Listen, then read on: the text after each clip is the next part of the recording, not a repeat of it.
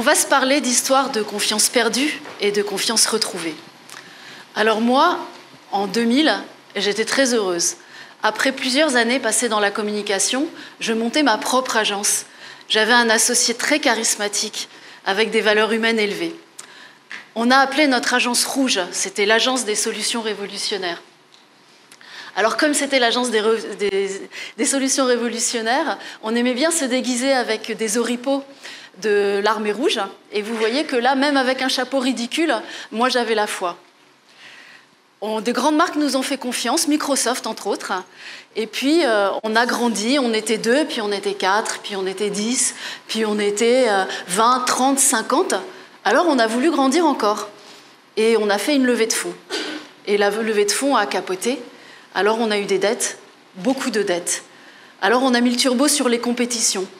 Les compétitions, c'est un système très toxique pour les agences qui consiste à travailler gratuitement et sans garantie de résultat. On s'est épuisé, on était exsangue, et moi, je me posais beaucoup de questions sur mon métier. Je me disais, mais à quoi ça sert de faire consommer les gens toujours plus ? À quoi ça sert de leur demander toujours plus d'engagement pour des sujets qui sont sans intérêt ? En 2013, dans les remous d'une année de crise, on tombe en redressement judiciaire. Nous, les associés, on avait tous des grosses cautions personnelles sur la tête. Il fallait trouver une solution. On fait le tour du marché, on se rapproche du 3e groupe de communication français. C'est des entrepreneurs, ils sont bienveillants, ils sont innovants, ils sont dynamiques, ils veulent de nous. On finalise un deal. Alors c'est fantastique, maintenant on est dans un grand groupe. Il y a une nouvelle époque qui s'annonce. Eh bien non. Là, c'est moi qui m'effondre. Tout vole en éclats. Ma famille, mon couple, j'ai plus confiance. Je me sens nulle. Et puis, je trouve que le monde est nul aussi. Je le trouve dur, je le trouve injuste, je le trouve indéchiffrable. C'est la nuit noire de l'âme. Et comme souvent, dans ces périodes, quand vraiment tout va mal, c'est des rencontres. C'est des rencontres qui représentent des lumières au bout du tunnel. Alors pour moi, la première rencontre, c'est mon frère Gilles. Alors Gilles Malençon, il est scénariste et pour les besoins d'un scénario, je crois, il s'était formé à l'hypnose. Et il m'a dit, tu sais, tu devrais aller regarder de ce côté-là, l'hypnose. C'est une attention accordée à la subjectivité. Alors moi, la subjectivité, c'est un peu tout ce que j'avais laissé de côté dans ma vie. Les états de conscience modifiés, les rêves, les émotions, les intuitions, le non-verbal. Je suis donc allée me former avec Jean Dupré et Kevin Finel, qui sont mes 2e et 3e lumières, à la communication hypnotique, c'est-à-dire l'hypnose mise au service des techniques de communication. Là, j'étais avec plein de gens très différents.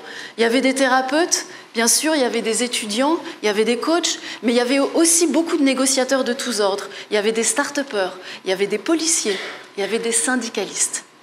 Là, j'ai appris une chose très importante pour moi, c'est que le monde est le fruit de nos représentations. Ce que je peux vous dire avec objectivité sur l'objectivité, c'est que l'objectivité n'existe pas pour cette raison-là. Nous sommes subjectifs. En fait, l'hypnose, c'est un petit peu comme en cinéma, quand on s'installe.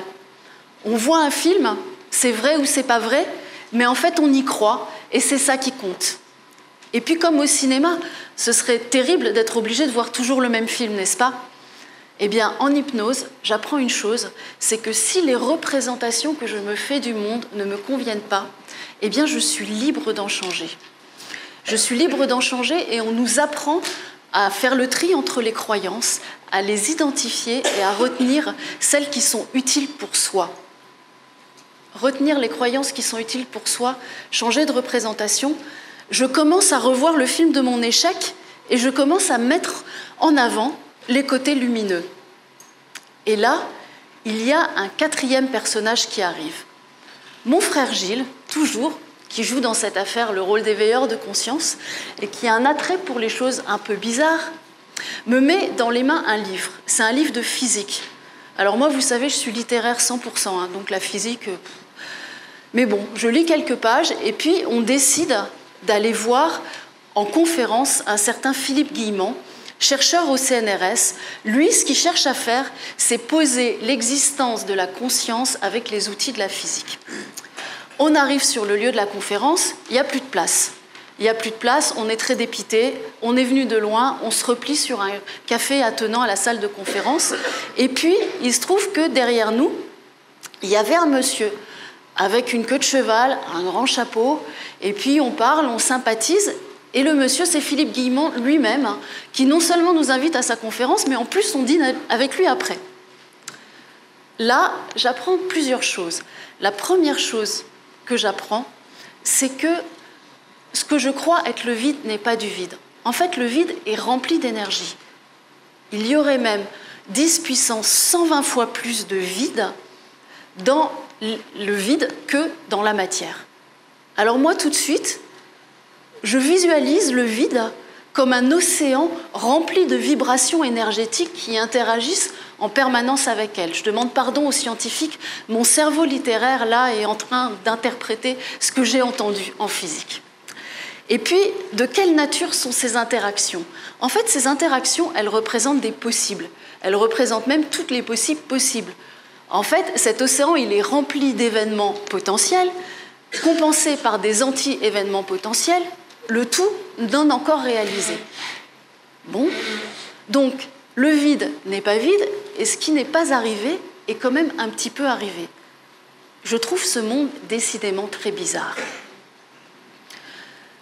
Dans les outils de recherche de Philippe Guillemont, lui, il utilise le billard. En fait, il met ensemble des milliers de boules de billard pour calculer leur trajectoire et leur collision, le tout avec des algorithmes très puissants. Voilà, un petit peu comme ça. Et puis, là, il se rend compte d'une chose. Il se rend compte qu'au bout de centaines de milliers de trajectoires, le déterminisme laisse place à quelque chose d'intéressant. L'hypothèse qu'il pose, c'est que l'univers, et là, par convention, j'appelle l'univers l'ensemble des phénomènes qui nous entourent et qu'on n'arrive pas à percevoir, donc l'univers s'actualiserait pour fermer des possibles au fur et à mesure et en ouvrir d'autres. Et qu'est-ce qui actualiserait l'univers? Eh bien, en partie, nos intentions. Et nos intentions, c'est quoi? Ce sont des pensées et ce sont des émotions. Donc, quand je pose une intention, eh bien, je densifie sa probabilité d'arriver. Lui, il a une drôle de formule pour ça, il appelle ça « exciter le vide ». Donc moi, exciter le vide pour favoriser l'occurrence du futur, en l'occurrence, j'avais l'impression d'avoir beaucoup essayé, mais sans vraiment beaucoup de résultats. Oui, me dit Guillemont, par l'intermédiaire de son livre, on se parle virtuellement par son livre, il me dit oui, mais c'est que tu n'as pas bien essayé, en fait, tu n'as pas bien fait. Parce que d'une part, quand on pose une intention, si on vibre d'une énergie qui est différente, si tu vibres d'énergie de peur, si tu vibres d'énergie de colère, si tu vibres d'énergie de tristesse, comme tout ça est énergétique, eh bien tu vas créer plus de cette même énergie. Ensuite, quand on pose une intention, ce qui est intéressant après, c'est de se détacher de l'intention. Parce que si on se détache de l'intention, alors là, on a des chances de voir le futur, des signes du futur, le futur arriver, et le futur, ce sont des synchronicités. Les synchronicités, ce sont des coïncidences non causales qui sont porteuses de l'intention de cet univers. Comme par exemple Philippe Guillemont, qui apparaît juste derrière nous au moment où nous allons à sa conférence et où il n'y a plus de place, par exemple. Donc, après, est-ce que c'est le passé qui crée le présent ou est-ce que c'est le futur qu'on veut avoir qui crée le présent? Je pense que les deux sont vrais et chacun ici dans cette salle doit avoir son opinion là-dessus. Ce que je peux vous dire, c'est que moi, avec ces deux découvertes qui sont l'hypnose, qui sont le quantique, à la fois j'ai réussi à changer mes représentations sur mon passé et à créer aussi de l'énergie pour me recréer un futur. Donc finalement, tout ça, comment ça marche? Ça marche un petit peu comme des lettres d'intention. Vous savez, je crois qu'on a tous fait des lettres d'intention au Père Noël, non? Eh bien, ce que je vous suggère, c'est de poser une intention. C'est de vous définir l'avenir et de vous le souhaiter le plus génial possible. Et puis de bien vous le visualiser, de bien visualiser les détails. Et puis, une fois que vous aurez visualisé, mettez-le de côté, détachez-vous du résultat. Et là, observez les signes du futur en train de se mettre en marche. Merci beaucoup.